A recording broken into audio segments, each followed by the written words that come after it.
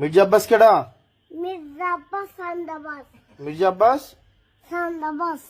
মির্জা আব্বাস মির্জা আব্বাস সান্দাবাস। মির্জা আব্বাস বলো মির্জা আব্বাস। কি মির্জা আব্বাস কে? মির্জা আব্বাস সান্দাবাস।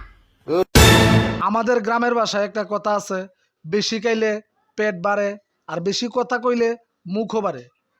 ঠিক সেই রকম হয়ে গেছে এদের বিষয়টা।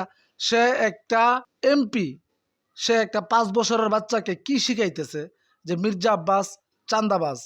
কারণ এদের সাহসটা তো আরো আগেই বেড়ে গেছে। তারা আন্দোলন করে একটা দেশের প্রধানমন্ত্রীকে দেশ থেকে বিতাড়িত করছে। তাদের উপরে তো কোনো লোক নাই, তাদের চোখেতে কোনো মানুষ লাগে না। সে হোক মুরব্বী, সে হোক বয়স্ক, তাতে তো তাদের কিচ্ছু আসে যায় না। সাংবাদিক এম এ আজিজ সাহেবের একটা অনুষ্ঠানের কথা আমার মনে পড়ে গেল। উনি বলছিল নির্বাচনের আগে যে হাসনাত আবদুল্লার মতো লোক যদি সংসদ ভবনে ঢুকে, তখন সে তো একটা পাগলা ঘোড়ার মতো হয়ে যাবে, সংসদ ভবনটাকে উল্টায়া পাল্টায়া ফালায় দেবে। কিন্তু আসলে সংসদে ঢুকার আগেই সে পাগলা ঘোড়া হয়ে গেছে। আর পাগলা ঘোড়া হওয়ার কারণ আছে, আমাদের এই দেশের গণ্যমান্য সিনিয়র ব্যক্তি যারা আছে তারা কিন্তু এদেরকে আগে থেকেই ছাড় দিয়ে রাখছে। আর বিষয়টা হলো, যাদের এরকম আন্দোলন আন্দোলন করে অভ্যাস, তারা তো কাউকে না কাউকে টার্গেট করে কথা বলবেই।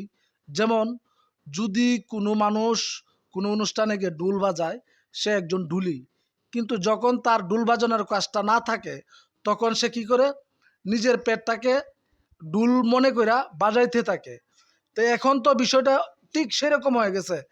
তারা যাকে নিয়ে আন্দোলন করছে সেই লোক তো এখন আর বাংলাদেশে নাই। এখন কি করবে? যারা বাংলাদেশে আছে তাদেরকে নিয়ে কথা বলতেছে।